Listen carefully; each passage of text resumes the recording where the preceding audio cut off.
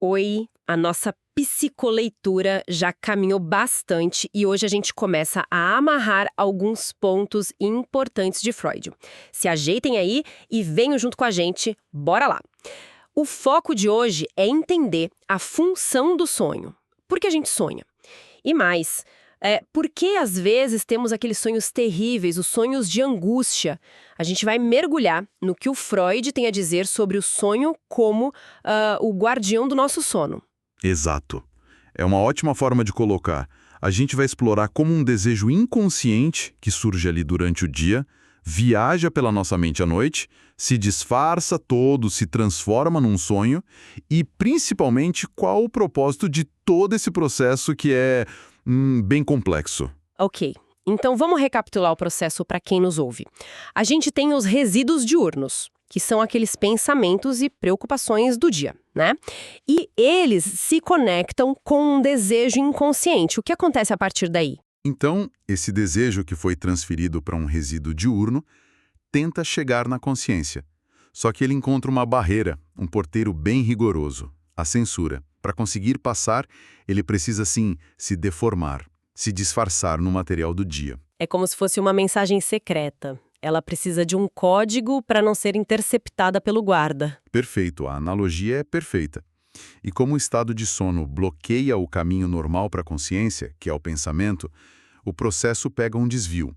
A via da regressão. A via da regressão. Isso.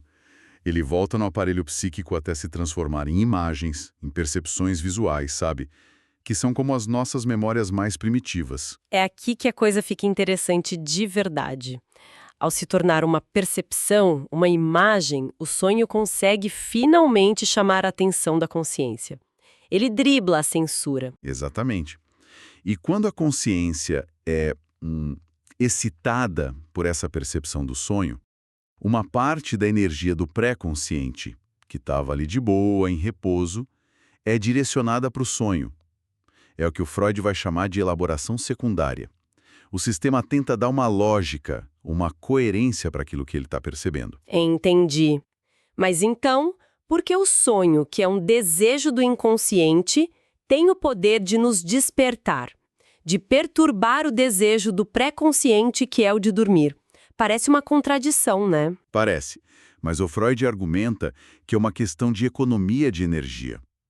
É menos custoso para o nosso sistema psíquico deixar o sonho se formar e lidar com ele com um pequeno despertar do que manter o inconsciente totalmente reprimido a noite inteira. Seria exaustivo. Ah, então a função do sonho é ser uma válvula de escape. Isso. Ele permite que a excitação do inconsciente seja descarregada, mas de uma forma controlada, atada pelo pré-consciente, garantindo que o sono possa continuar. É tipo um acordo. Um compromisso entre os dois sistemas. Exatamente. O sonho serve a dois senhores. Ele realiza o desejo do inconsciente, de forma disfarçada, claro, e também realiza o desejo do pré-consciente, que é o de dormir. Faz todo sentido visto por esse ângulo. E para quem se interessa por essa dinâmica, que é fascinante, do aparelho psíquico, a leitura de A Interpretação dos Sonhos é fundamental. O link para adquirir o livro, para quem quiser se aprofundar, está aqui na descrição. Ótima dica. Mas e quando o sonho não é esse acordo bem-sucedido? E os pesadelos, os sonhos de angústia? Como que um sonho que causa terror pode ser a realização de um desejo? Aí não fecha a conta. É aí que o compromisso se rompe. O tratado de paz é rasgado. O processo do sonho, veja bem, ele é iniciado do mesmo jeito, como uma realização de desejo do sistema inconsciente. Só que esse desejo foi previamente rejeitado e suprimido pelo sistema pré-consciente. É um desejo proibido. Ok. A supressão existe justamente para impedir que a gente sinta desprazer.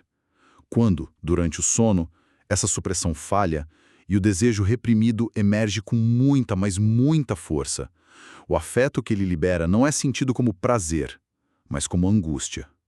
Pura angústia. Então a culpa não é do sonho em si, mas do conteúdo que ele está tentando expressar, que é tão perturbador para o pré-consciente que a única saída é acordar, despertar completamente. Isso. Angústia é o sinal de que a fortificação, a defesa falhou.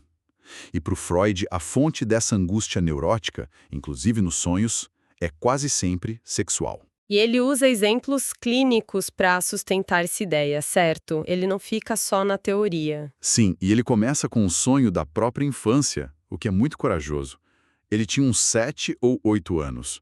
Ele sonhou que a mãe dele, com uma expressão muito tranquila no rosto, era carregada por umas figuras com bicos de pássaro. Ele acordou chorando, em pânico. Nossa! A primeira interpretação que vem à mente é o medo da morte da mãe, algo assim. Seria a interpretação mais óbvia, sim. Mas na análise, décadas depois, ele conecta as figuras de pássaros a uma palavra vulgar em alemão para o ato sexual, Vogel, que ele aprendeu com um garoto chamado Philipp. A palavra tem a ver com pássaros, Vogel.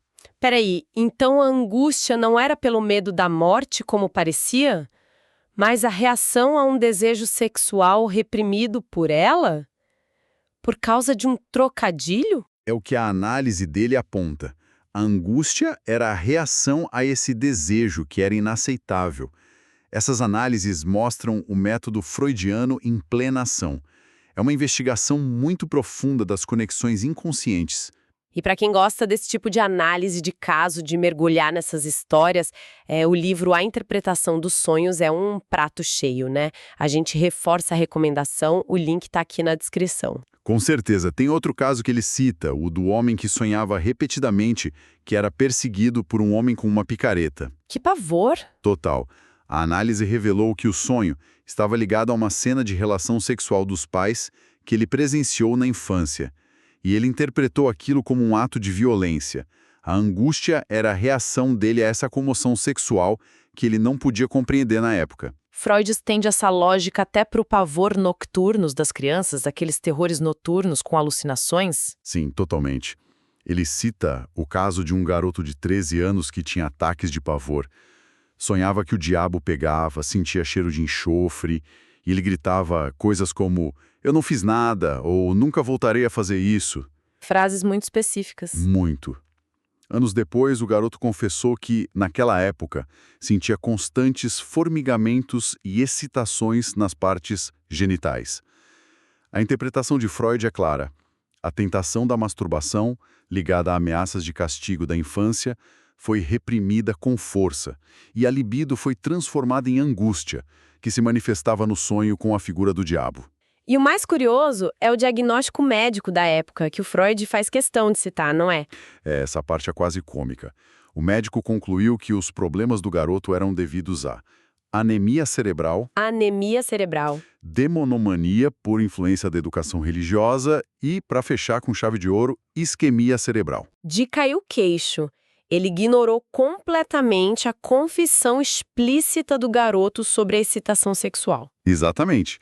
Isso mostra o quão revolucionário e, assim, contraintuitivo era o pensamento de Freud para sua época. Ele estava mostrando uma realidade que a medicina simplesmente se recusava a ver. Encerramos essa psicoleitura deixando algumas ideias ecoarem. Na próxima, a conversa começa a ganhar um tom mais de fechamento. Curtam, se inscrevam e até lá!